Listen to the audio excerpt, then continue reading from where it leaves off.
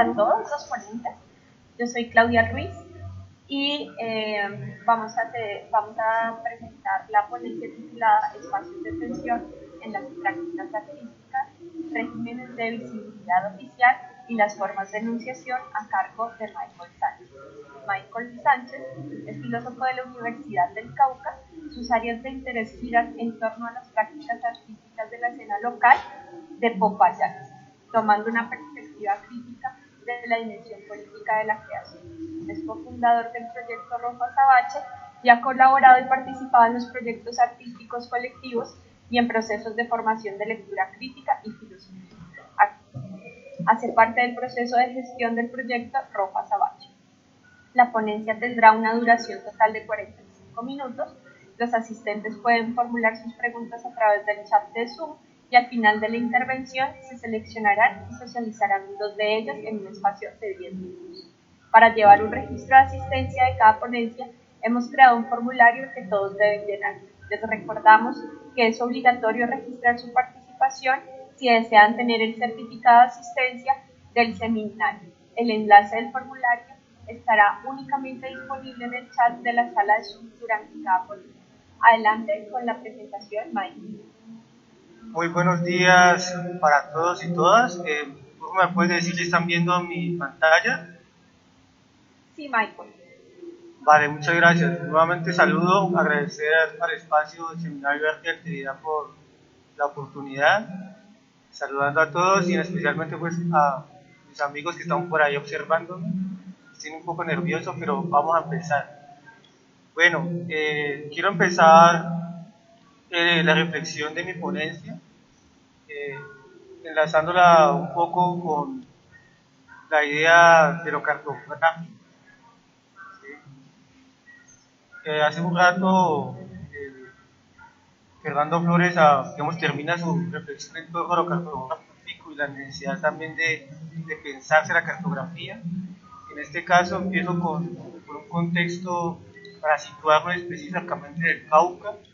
Como ustedes pueden apreciar en la presentación, hay 3 mapas distintos del Cauca. Cada uno de ellos está haciendo alusión a presencia de cierto tipo de actores armados como el ELN y los FARC, y el del medio está haciendo alusión a cultivos de uso ilícito y la minería ilegal.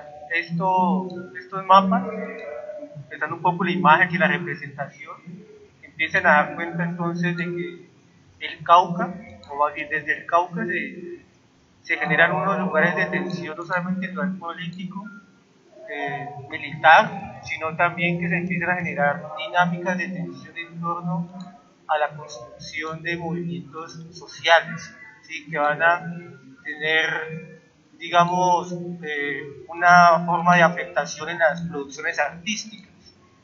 En esta imagen vemos a Quintín Lame en la parte derecha, que es un personaje emblemático del movimiento indígena, que hizo parte también de las luchas de los pueblos acá en el Cauca por la recuperación de la tierra y la reivindicación de las comunidades indígenas como parte de la narrativa histórica nacional.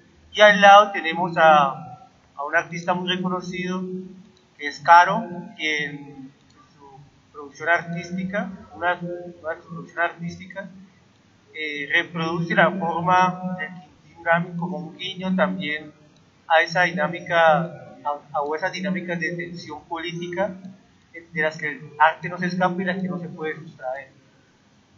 Otro aspecto, digamos, que hace parte de esa construcción, digamos, del imaginario del Cauca, lo que sucede en el Cauca, de los movimientos sociales, está el Comité de Integración del Macizo Colombiano, que hace parte pues, de esos grandes movimientos de organización, en este caso campesina.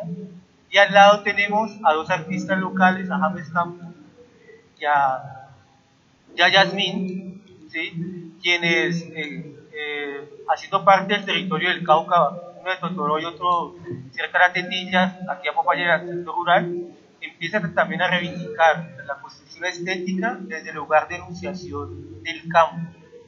En ese sentido, entonces empezamos a ver que la construcción territorial, los los efectos o las circunstancias que rodean al Cauca, desde la multiplicidad, desde la diversidad, no solamente en relación con el conflicto, sino también de distintas formas y percepciones de la realidad, lo campesino, lo indígena, lo mestizo, lo afro, tienen unas repercusiones, tienen unas influencias en la producción artística local.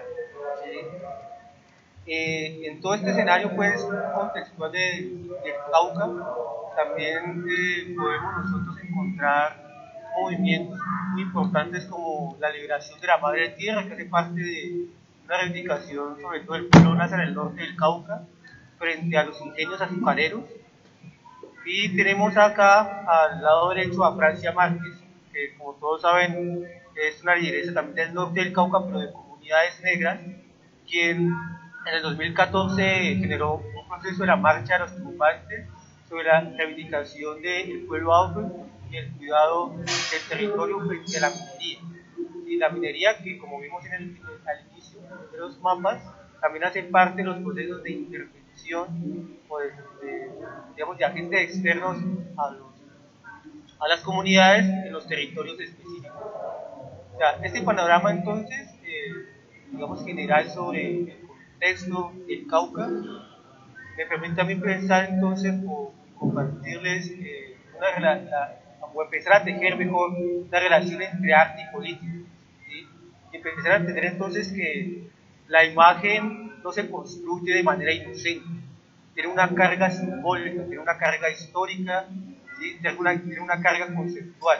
Y todas esas cargas en la construcción de la imagen están atravesadas por unos contextos específicos, que en el caso nuestro del Cauca, y que también, como hace un rato también lo mencionó en Castro Flores, es necesario reivindicar y reconocer el lugar de enunciación.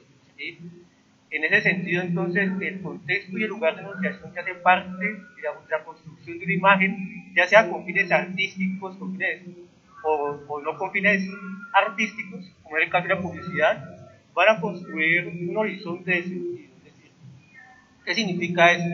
De que van a generar un proceso de afectación, un proceso de relacionamiento con quienes la observan, que van a construir una narrativa que va a posibilitar la explicación de una realidad o unas realidades o en su defecto van a construir o promover un sentido unívoco frente a una territorialidad o sujetos o individuos particulares. En ese sentido, entonces, para hablar del Cauca, para hablar de la producción local que nace desde el Cauca,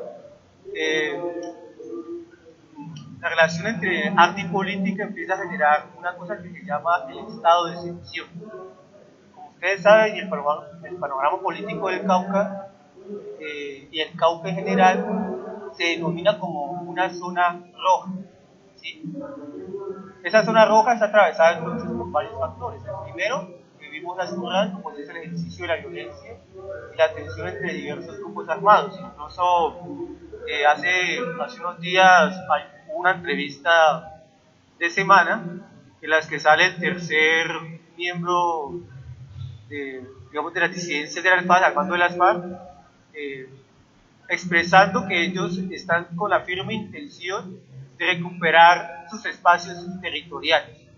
Bastante complejo el asunto porque ya de entrada los actores armados empiezan a asumir que los territorios del Cauca o algunos territorios del Cauca les pertenecen. Entonces, en esa lógica, digamos, de pertenencia y de propiedad frente al control territorial o algún espacio específico territorial, se van a generar espacios de tensión, en este caso, de confrontación armada, que van a estar derivados pues, en acciones bélicas y de muerte. Entonces, de ahí que el Cauca, bajo esas condiciones, tenga ese elemento de violencia permanente. ¿Sí?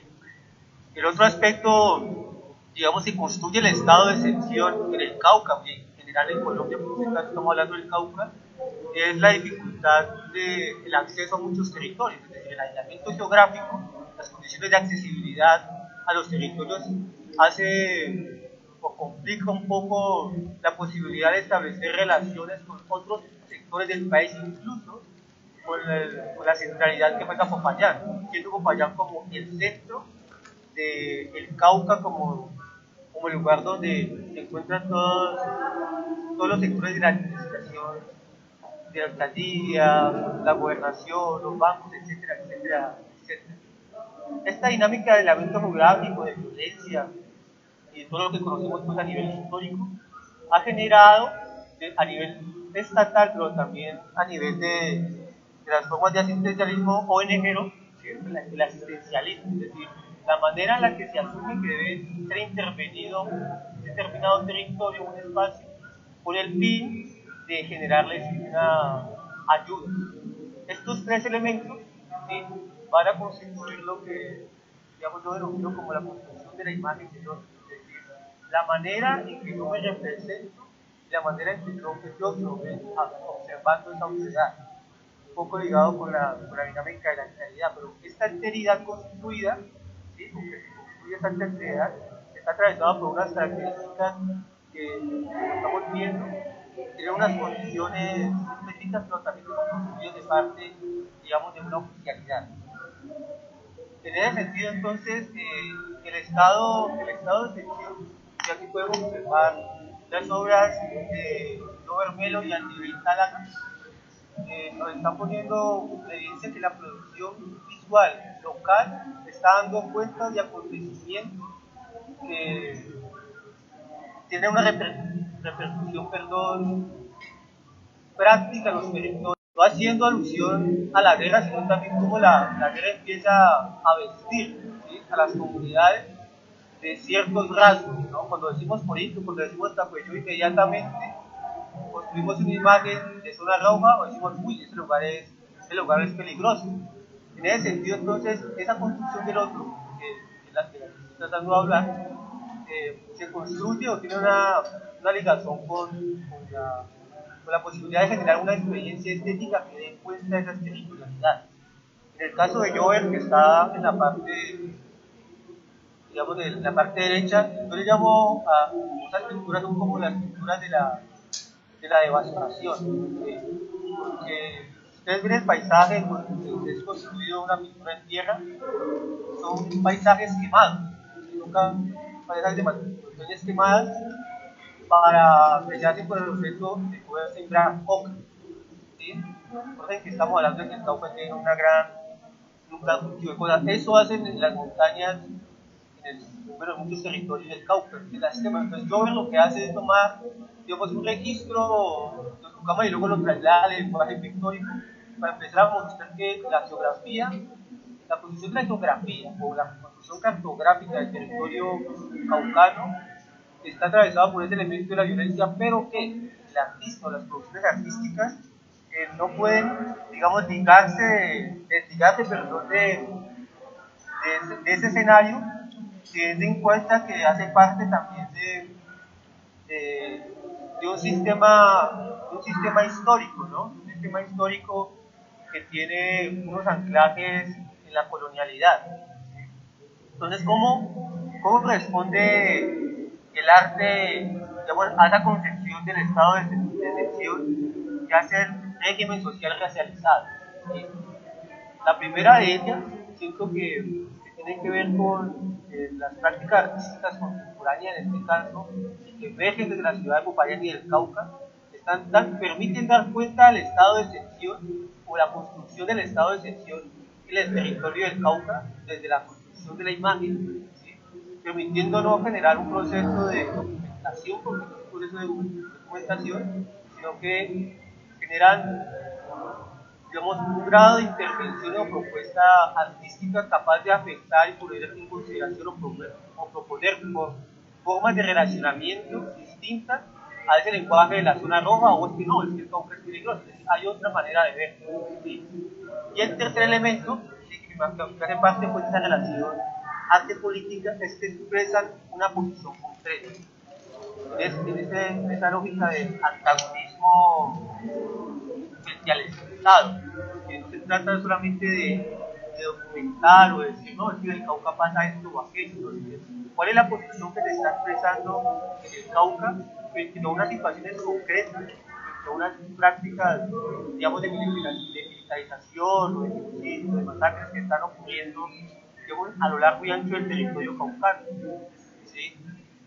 En ese sentido, entonces, esa construcción del estado de excepción, que se supone que que la ascensión tiene que ver con unos momentos específicos y temporales, se ha convertido en el Cauca y en general en Colombia como en la regla. Es decir, el estado de excepción, tal como lo entendemos o tal como se entiende como un estado temporal, se ha convertido en la regla histórica y en la constante histórica de los pueblos en Colombia, específicamente del Cauca muy fuertemente, con todo lo que les mostré frente a los distintos actores armados, pero también como la forma en la que se construye esa imagen del otro para construir el diagrama que haga posible no solamente nombrarlo, sino generar un proceso de organización en la propia territorialidad y una forma de intervención. ¿Sí? En ese sentido, entonces, me preguntaba yo un poco en esa dinámica de las tensiones, a cómo responde el arte a esta dinámica, y entonces siento que el arte o al arte le corresponde una exigencia ética desde la creación frente al contexto. ¿Sí? Esta pieza que estamos viendo acá es de Fernando Pareja y Lady Chávez, una de las series de Slow Locomotion de las protestas. Se ubica aquí, sí, porque estos espacios de tensión, ¿sí? Nos permiten entender que la creación tiene unas temporalidades, unos espacios específicos, es decir, no se crea o no se produce una imagen sobre la base simplemente de un capricho personal, individual o plenamente subjetivo, sino que frente a la creación y esa existencia ética se hace necesario reconocer que el creador, los creadores o las creadoras, también están siendo afectadas por un entorno, ¿sí? Un entorno social, un entorno cultural, un entorno histórico, que en el caso nuestro, vuelvo y reitero, han sido construidos sobre la base de la lucha armada, de las tensiones políticas, de la violencia, de la segregación, y en este caso, de esta protesta que está aquí, que ustedes pueden ver, pues hay muchos actores, ¿no? Están los estudiantes, hay una mujer embarazada, es decir, hay jóvenes, hay señores, toda esa diversidad de personas, casi para también la diversidad de la humanidad, el Cauca, los indios, los negros, los mestizos, nos ponen a nosotros a pensar que por qué es tan necesario construir, digamos, una producción artística y estética que esté dando cuenta de esos espacios, o que esté dando cuenta de esa reflexión crítica que se expresa desde el arte. ¿Sí? El arte crítico entonces empieza a emerger aquí, empiezo yo a pensar que es necesario, en el marco de la diversidad y el respeto que se merece, digamos, todas las relaciones y todos los tipos de interacciones, para mí es muy importante señalar que la postura que estoy viendo frente a la creación de imágenes es el arte crítico. Y con el arte crítico no me refiero única y exclusivamente a la producción artística que dé cuenta de la violencia o de aspectos políticos en concreto, sino que también puede, digamos, diseminarse a otro tipo de esferas de relacionamiento que permitan cuestionar o alterar las dinámicas de representación o de relacionamiento que hemos construido históricamente. En este caso, voy a mostrar en la parte izquierda, podemos observar una imagen de Richard Bravo Salamanca, que es del territorio de San Agustín, que tiene una serie de bodegones. Como ustedes pueden observar, este es un bodegón bastante peculiar, porque lo que está mostrando es un proceso, digamos, de descomposición de la comida, ¿no? Ya hay un salto al final, y si ustedes ven al divino niño, hay un rastro de una bala. ¿Sí? Ahora, aquí el artista no desea señalar, digamos, el efecto de la guerra, cómo quedan los muertos, sino lo que queda cuando una persona o unas personas o una comunidad deben salir, ¿sí? De sus territorios, de sus casas. Entonces, ¿cómo quedan los hogares? En esta escena, lo que siente la producción artística de Richard Bravo es que construye escenas. Es decir, nos pone a nosotros, a los espectadores, o al espectador, a pensar, bueno, ¿qué estaba pasando antes de que la incursión militar o la incursión de esta violencia ingresara a este hogar? Pues uno puede ver lo que estaban era disponiendo su mesa para poder conversar, para poder alimentarse. Es decir, están propiciando todo el escenario para poder alimentarse y estar en comunidad. Y ahí digamos la importancia también de pensar la construcción de la imagen más allá de esa visibilidad, digamos, literal, sino también empezar a construir narrativa o a develar las narrativas que se esconden detrás de una imagen artística o de cualquier imagen. Y en este caso, un arte crítico, no queriendo ser literal, porque siento que también la literalidad puede ser digamos, un prejuicio o una dificultad para poder generar procesos de reflexión, de pensamiento. Este artista está empezando a generar esas pequeñas pistas para empezar a construir la reflexión sobre qué significa, en este caso, pintar, pero también qué es lo que se esconde detrás de una escena de unos alimentos en descomposición. Acá, al lado derecho, desde una perspectiva un poco menos, digamos, agresiva, está Oscar Muñoz, con una de sus obras que es Aliento. Es un espejo que ha hecho un proceso de intervención y que solamente es posible que se vean las imágenes en la medida en que tú empañes el vidrio con tu aliento. Entonces, esta también es una forma de, digamos, de expresión del arte crítico que también tiene que ver con lo metafórico, con lo poético. Y Oscar Muñoz también, al igual que Richard, coinciden en pensarse y en reivindicar la reflexión estética y la producción artística desde, desde la memoria histórica, la memoria como un elemento constitutivo para construir una narración, digamos, alternativa y alterativa de la historia de la oficialidad colombiana o la historia oficial en general. En ese sentido, entonces empezamos a ver que la posibilidad del arte crítico, además de mostrar, digamos, la violencia descarnada, también tiene maneras, expresiones desde la sutileza para podernos generar un proceso, digamos, de afectación de la sensibilidad que nos permita también repensarnos la forma de relacionamiento con el arte, pero también con la imagen. ¿Sí? En ese sentido, entonces, considero que, digamos, el arte crítico, digamos, responde primero a la reflexión. La reflexión en el sentido, digamos, que puede dar cuenta, digamos, del estado de excepción, de lo que hemos hablado, de cómo se da ese estado de excepción,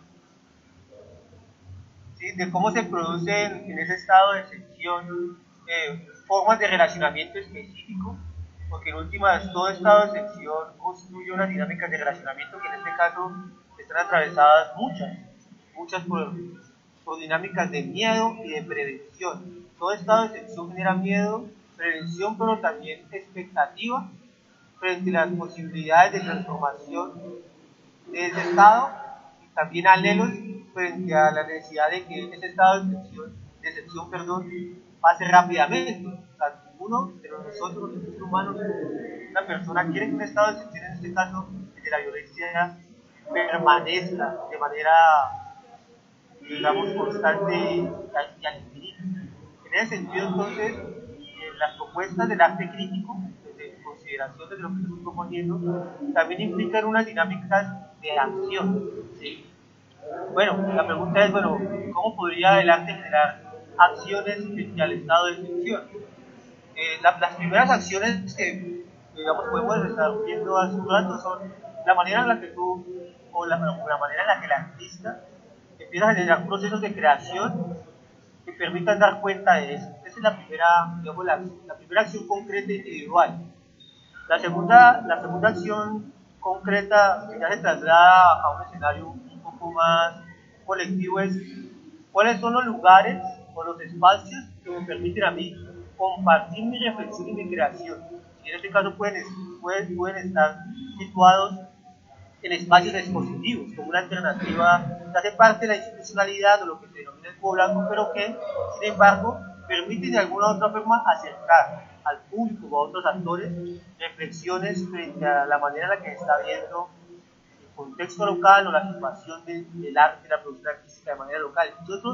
Y otro tercer elemento de la acción, ¿sí?, que se da en muchos artistas, y voy a nombrar dos ejemplos concretos. Voy a nombrar a Germán Sánchez, que es un artista también egresado de la Universidad de Cauca, que en este momento se encuentra en Bogotá, que está generando un proceso de reivindicación de arte popular en Soacha. Lo que hace Germán Sánchez es generar procesos pedagógicos de intervención en el espacio público de una escuela de arte popular para intervenir espacios concretos, pero desde una noción de lo popular, generando una articulación entre la creación de la imagen, la producción estética y el contacto con comunidades.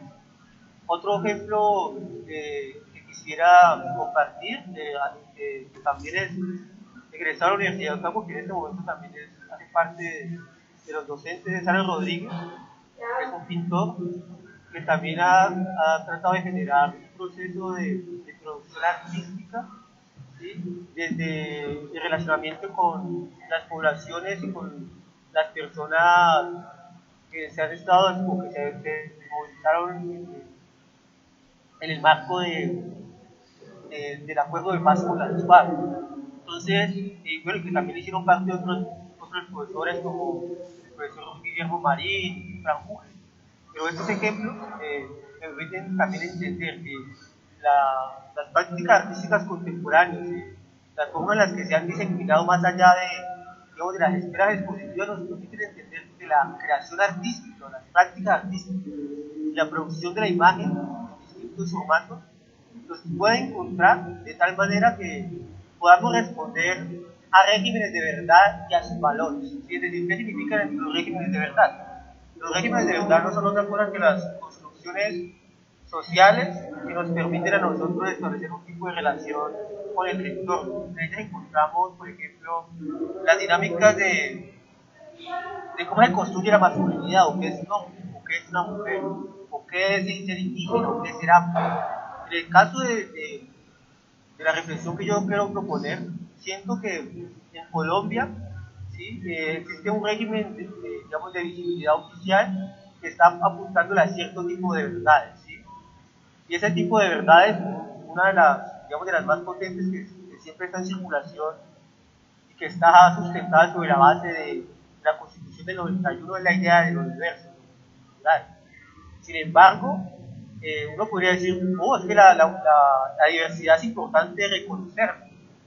Pero el problema no es el reconocimiento de la diversidad, siento yo, sino que son las condiciones que hacen posible que la diversidad pueda expresarse y autodeterminarse.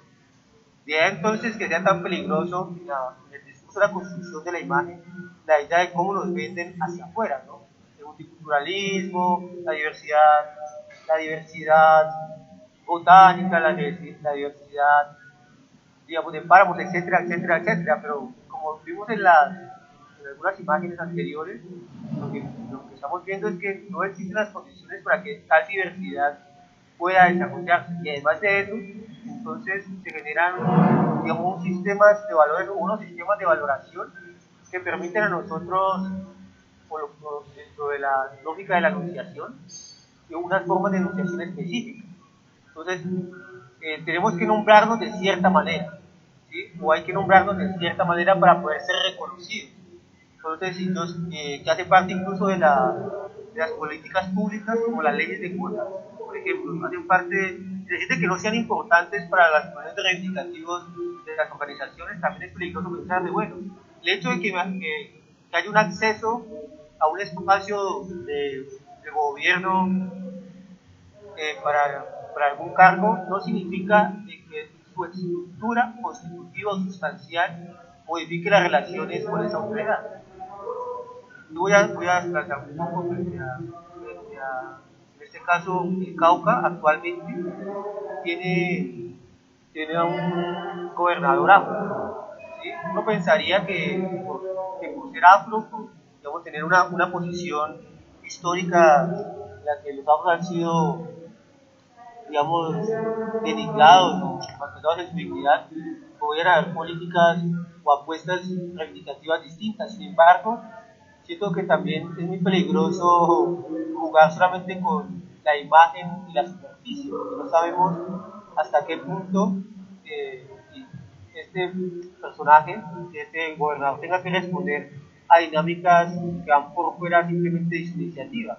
Recordemos que Larraondo fue patrocinado por el Cambio Radical y por Temístocles Ortega, es decir, ya tiene de entrada un tipo de asociación política, una dinámica política que tiene unos derroteros y unas apuestas de país distintas a las de las comunidades, distintas incluso, como hace un rato colocaba el ejemplo de Francia Márquez, es decir, la defensa de los territorios frente a la intromisión de la minería y la extracción de oro. En ese sentido, entonces, yo me pienso el arte crítico de las formas de la administración, es decir, cómo es la manera en la que se nombran las cosas, ¿sí? O cómo estamos dispuestos a lograr las cosas. ¿Sí? Porque siento que hay dos alternativas posibles frente a nombrar las cosas.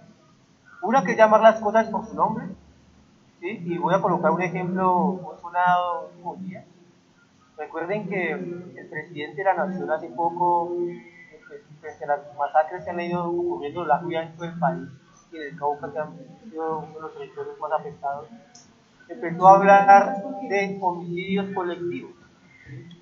Entonces siento que las formas de nombrar o las formas de organización están determinando también, están escondiendo cosas. De ahí que, muchas organizaciones, y yo en este caso también yo como individuo, las cosas hay que llamarlas como son, es decir, lo que está sucediendo a lo largo de las naciones son masacres.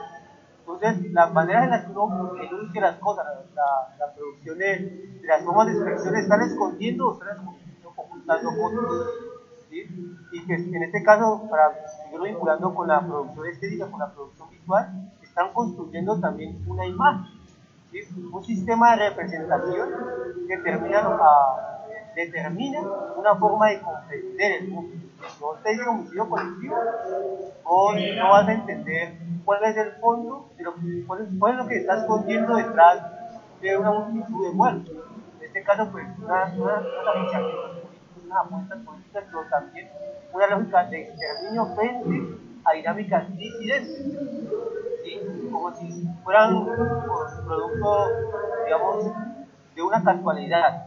Yo siento que en ese sentido es importante pensarse, llamar las cosas por su nombre, la construcción de la imagen y las formas de enunciación como los lugares de tensión desde las prácticas artísticas. El segundo aspecto, digamos, que hace parte de esas formas de enunciación que me permite pensar el arte crítico es la capacidad de renombrar. ¿Sí?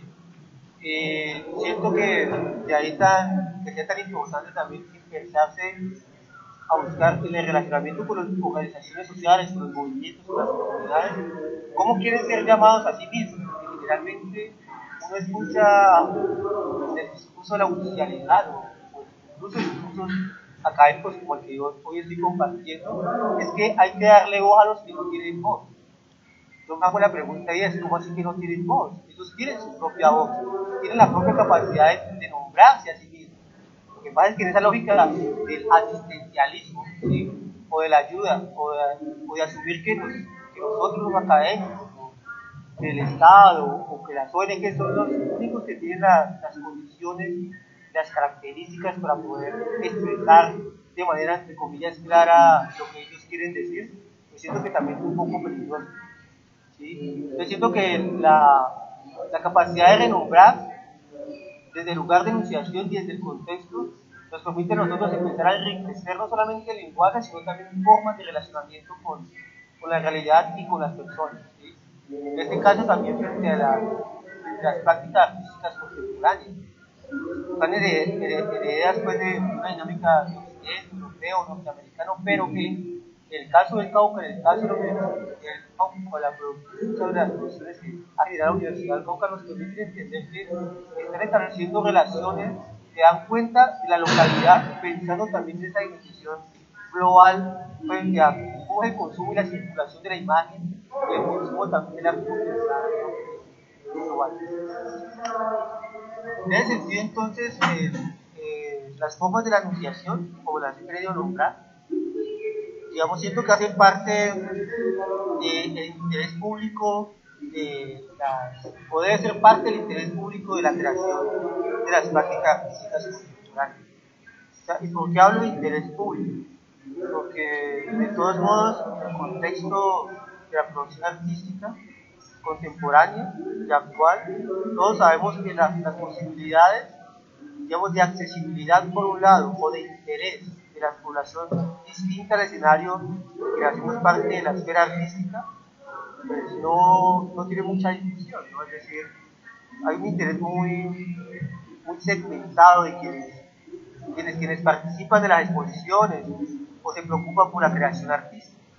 Ahora, el interés público, ¿por qué lo coloco aquí en consideración? Porque siento que un arte crítico debe preocuparse por aquellas situaciones que afectan de manera significativa, muchas veces hasta desastrosa, la población en general.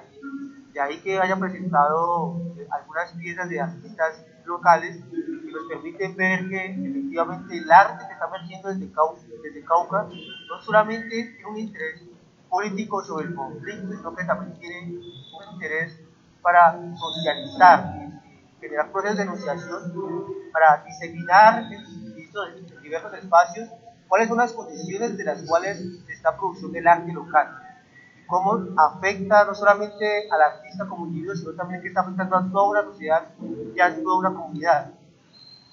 Y ese componente me ayuda a pensar también en que la apuesta de un interés público del arte crítico y esa relación entre arte y política le está apuntando primero a generar condiciones de igualdad, ¿sí?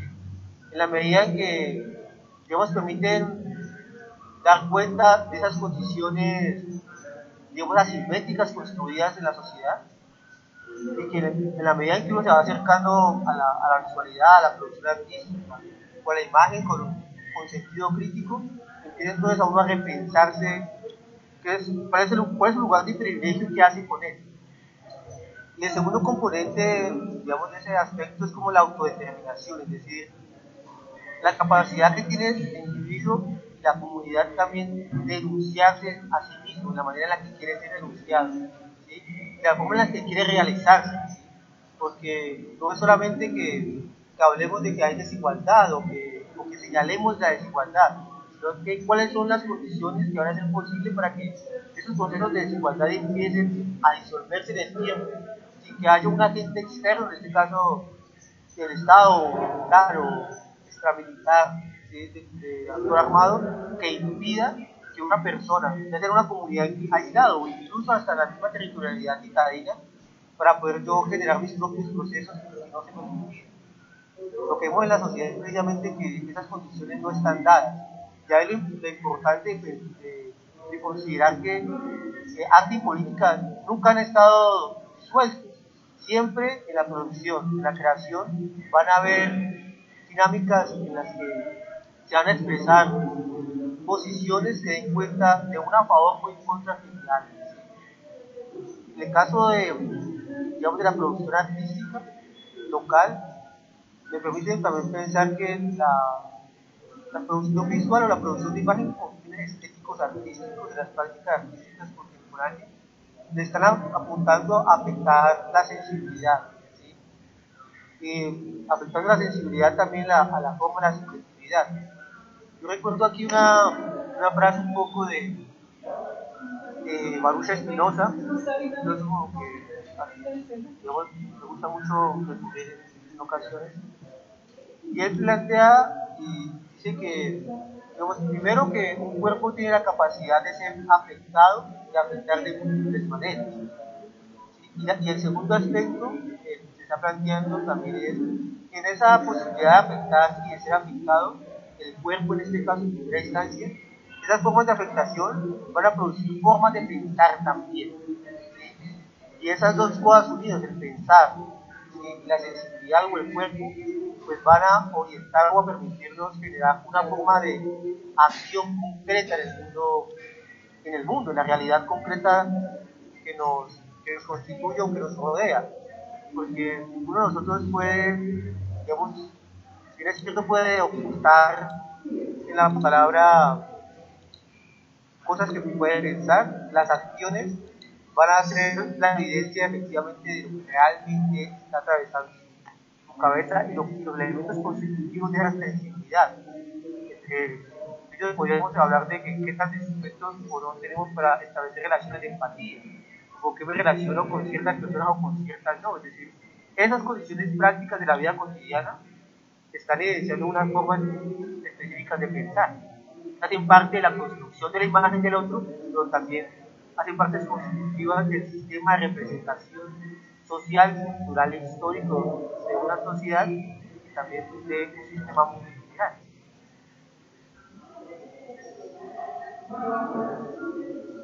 ¿Sí? En ese sentido, entonces, eh, tomo de una autora chilena, ¿sí? Que se llama Levi Richards, tomo la idea de que es necesario potenciar la criticidad del arte. Porque considero muy importante este postulado? La primera cosa es porque ustedes han de saber, digamos, en el mundo del arte contemporáneo existen multiplicidad de propuestas, ¿sí?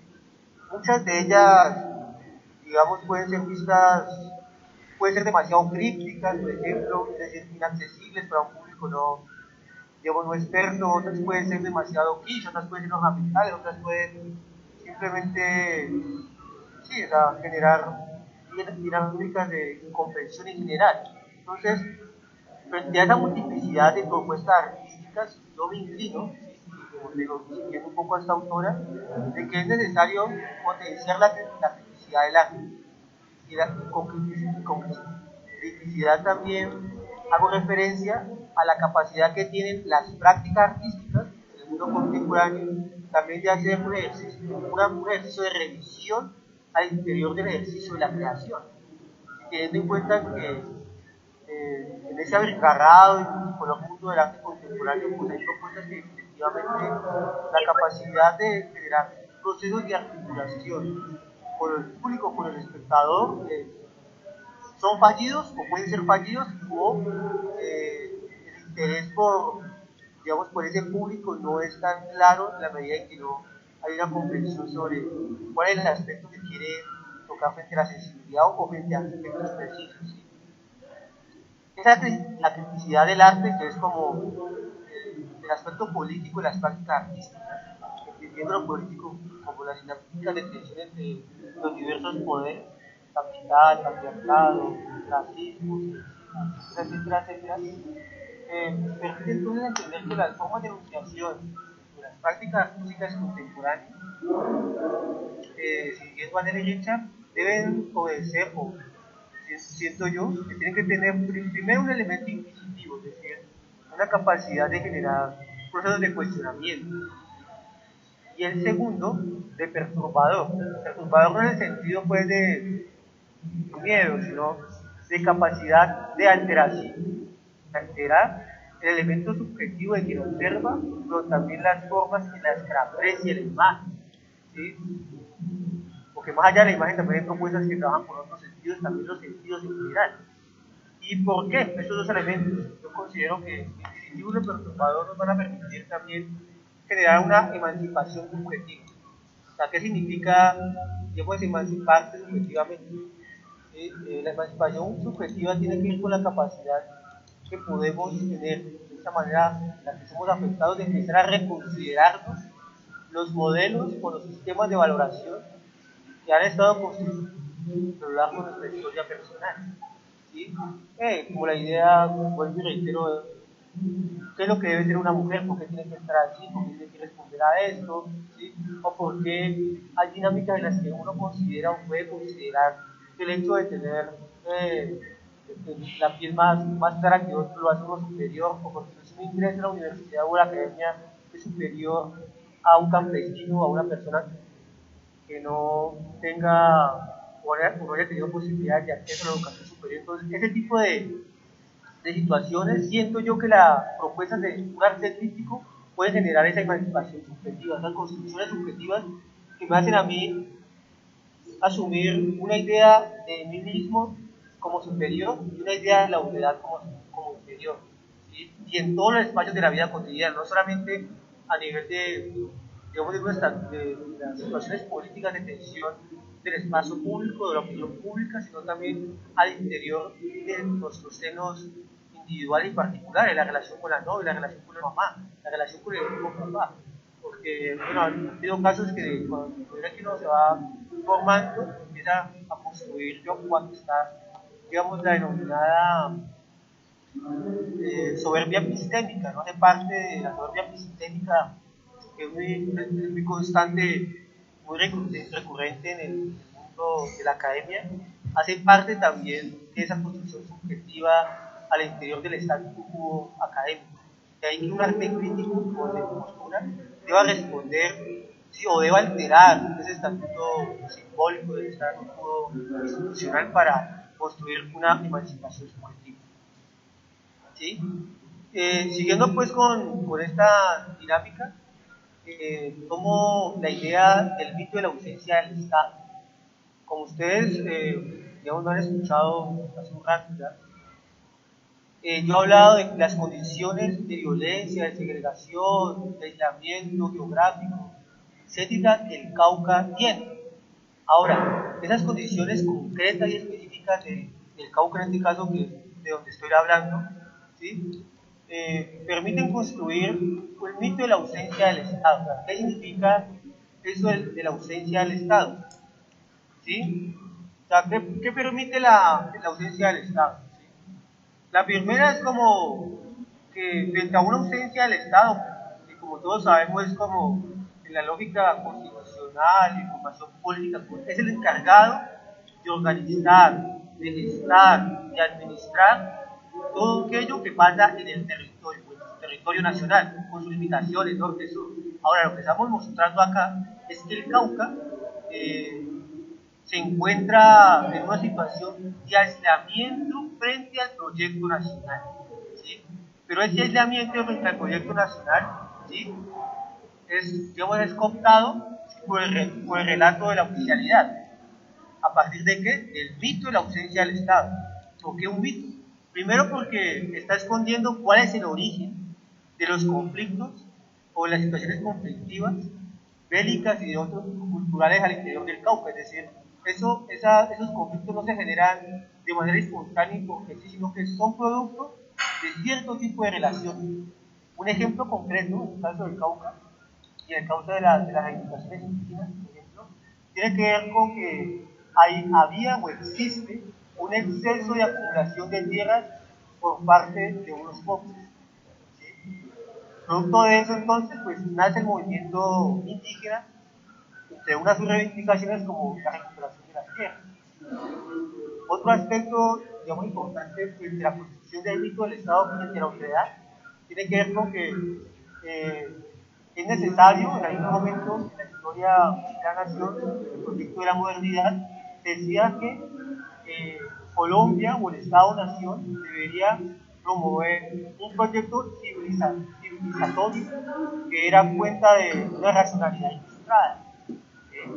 Ahora, nosotros queremos ese contraste entonces de las comunidades indígenas, auros y demás comunidades de las campesinas, la forma de construcción epistémica o la construcción de conocimiento no está atravesada por esa línea histórica cientificista de la racionalidad ilustrada. Por tal razón, entonces, se sigue construyendo al otro desde esa interioridad y desde ese aislamiento, lo que permite entonces la consolidación de la ausencia del Estado y por tanto, que es lo que yo siento que es como lo terrible ahí, es que permite, digamos, las condiciones y los elementos para justificar los procesos de intervención, administración y gestión de espacios territoriales concretos. ¿Y cómo se explica eso? Si yo digo que tal comunidad no tiene educación, no hay educación, los formas de educación no responden al proyecto del Estado-Nación, pues yo mando una escuela, ¿sí? Pero no mando una escuela o mando unos profesores desconociendo cuáles son las dinámicas de relacionamiento con el territorio o con las formas de aprendizaje de esas comunidades. De ahí, por ejemplo, es tan importante la reivindicación de los pueblos indígenas por la educación propia, no como un capricho, sino como una necesidad de entender de que no existe única y exclusivamente una forma lineal y ascendente, ¿sí? Desarrollista de entender la educación, esa dinámica de escalón, va de primero, segundo, tercero, matemáticas, ¿no? Es decir, hay otras formas de asumir esa relación, pero cuando yo niego esas otras formas de entender el mundo, lo que estoy diciendo es que no hay educación, no hay conocimiento. Entonces nos permite también generar un proceso de intervención, ¿sí? Ahora, cuando yo intervengo en un espacio desde mi lógica particular, en este caso la lógica del Estado, racionalista, digamos, del Estado, heredero pues de la modernidad, y lo que estoy diciendo es que primero no me importa la forma en la que estoy viviendo, y la segunda es que la única forma de entender, de comprender, pues es la mía. Porque hace entonces que se genere un estatuto de administración, digamos, de un espacio territorial o un espacio concreto. Usted tiene que hacer esta determinada cosa, tiene que pasar por esto, ta. Y ahí entonces que, en el caso del Cauca, como hemos estado jugando, se vaya construyendo varias cosas. La primera, un proceso de estigmatización, ¿sí? Hace parte de la lógica de la construcción de la ausencia del Estado. En el caso del Cauca y de muchos sectores en Colombia, se denominan como la zona roja, es decir, de nuevo, la representación y la imagen empiezan a jugar un rol importante en la forma de construcción, de relacionamiento territorial y la forma en la que se ve al otro. ¿Sí? Esa estigmatización producto pues, de las dinámicas militares bélicas y demás en el Cauca, pues volviendo a la cuestión de la intervención, generan la militarización. O sea, si usted dice que en un territorio no tiene un control territorial y hace parte de lo que se establece que es su competencia y él manda en todos los territorios, pues la manera de generar, entre comillas, una autonomía en ese espacio, en el caso de Colombia, pues ha estado muy afiliada con los militares y paramilitares, ¿sí? Como el mecanismo de fuerza para introducir la dinámica estatal. Es decir, lo primero que entra a un territorio de aislamiento geográfico importante no es el médico, no es el profesor, es el militar. ¿Sí? Lo que significa entonces que lo primero que manda el Estado pues, es la fuerza bélica. ¿Sí? Y ahí que nace una expresión de una cantadora, de un grupo de cantadoras del Pacífico, que en algún momento, en un encuentro en el que compartí, decía, no, si nosotros lo que deseamos es que nos quiten la bota de la cabeza. ¿Sí? Los pueblos, las comunidades no están pidiendo asistencialismo estatal, están pidiendo es que se les permita dentro de sus procedimientos, dentro de sus dinámicas, la autodeterminación, con responsabilidad que también debe asumir el Estado. No es cuestión de que el Estado simplemente se separe y que ellos hagan, digamos, con las uñas o con lo que puedan. No, que oiga Estado, no podemos permitir que sea el elemento militar quien determine el primer encuentro con las comunidades o con las personas. Es lo que también pasa en la propuesta de las protestas sociales a nivel pues, de las ciudades, ¿no? Lo primero que sale es el desmadre y la tanqueta. Entonces, bueno, está el Estado, pero la respuesta es, ¿sí? En ese sentido, entonces, frente a esta dinámica de la zona roja y la militarización, ¿sí? Se va construyendo la idea de los salvajes y las tierras de nadie. ¿Sí?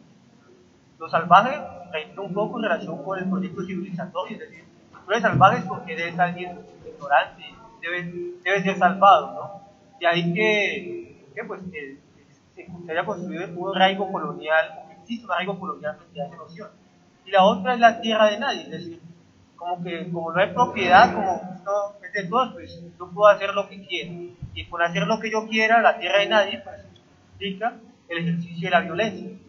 Estos tres elementos aquí, digamos, compartidos hasta ahora, frente al mito de la ausencia del Estado, siento yo que construye el sentido común de la población, no solamente a nivel del Cauca, sino también a nivel general, ¿sí? Que hace parte pues, de la construcción del relato oficial. Inmediatamente cuando usted dice soy del Cauca, soy del Tapuayó, soy de Morito, usted inmediatamente se hace una idea o se crea una imagen de esa persona que está ahí o de ese territorio. Eso es parte de la construcción del sentido común. ¿Sí? El sentido común, entonces, siguiendo a Margarita Serri, ¿sí? De ese texto, de ese ensayo de la ausencia del Estado, dice que, digamos que ese sentido común y las formas de enunciación permiten espacios de proyección. ¿Sí? Y los espacios de proyección implica, es decir, espacios y lugares en los cuales se pueden realizar procesos de intervención de cualquier tipo. Pero en este caso, los espacios de proyección tienen que ver con la construcción del paisaje del miedo. inmediatamente entonces nuevamente llega la imagen, es decir, la construcción de la imagen no solamente atravesada por las prácticas físicas que se pueden sino el lenguaje mismo, ya nos ubica en un escenario de miedo, un paisaje de miedo, un paisaje terrorífico. Vamos a ver balas, vamos a ver militares por todos lados, vamos a ver desolación, ¿sí?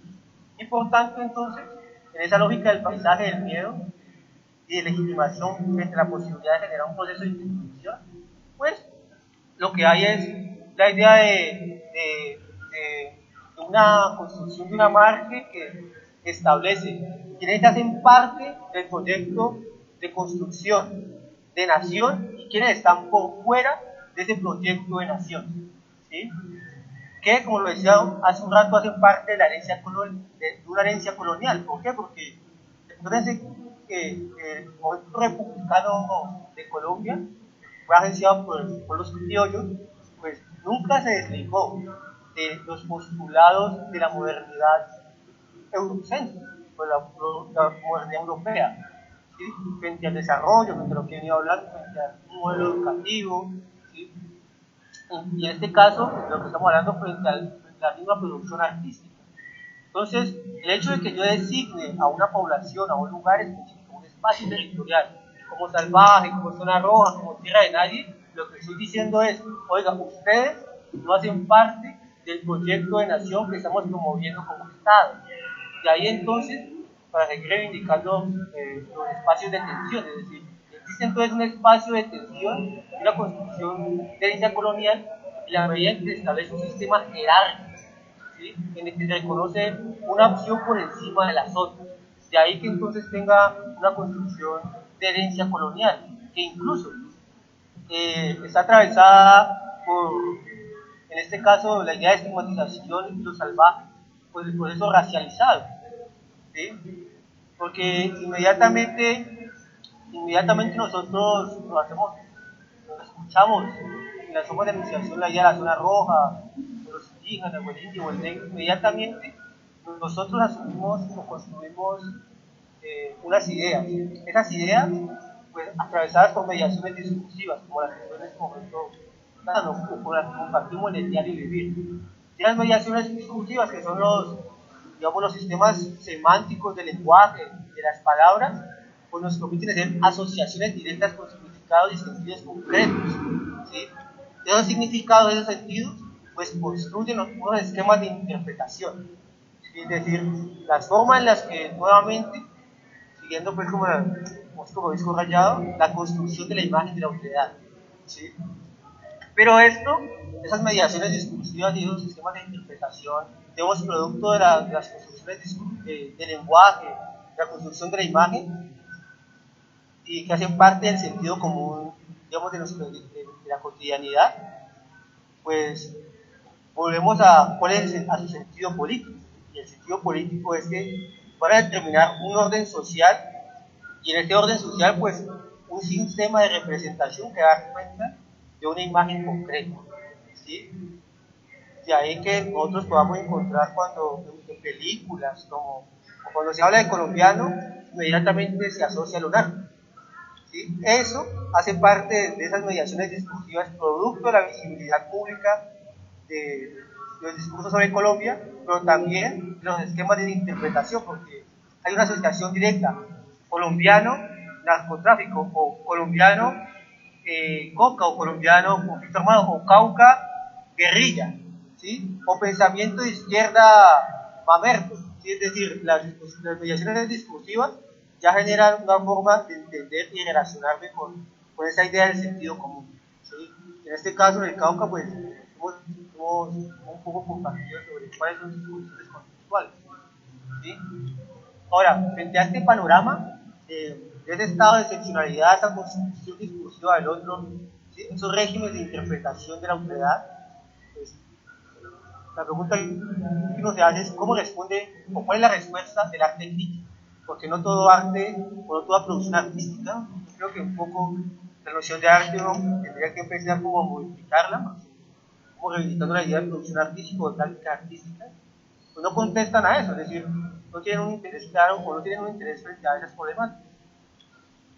Lo que yo propongo, de lo que yo, digamos, estoy tratando de compartir un poco es que la respuesta al arte crítico tiene que ver con la capacidad de modificar y alterar el régimen de enunciación oficial. De ahí que, digamos, es importante repensarse las formas de nombrar, las formas de hacer, como esa capacidad de modificar ese status quo de ese régimen de enunciación oficial, de que nos dicen qué es lo que se debe enunciar y cómo se debe enunciar, ¿no?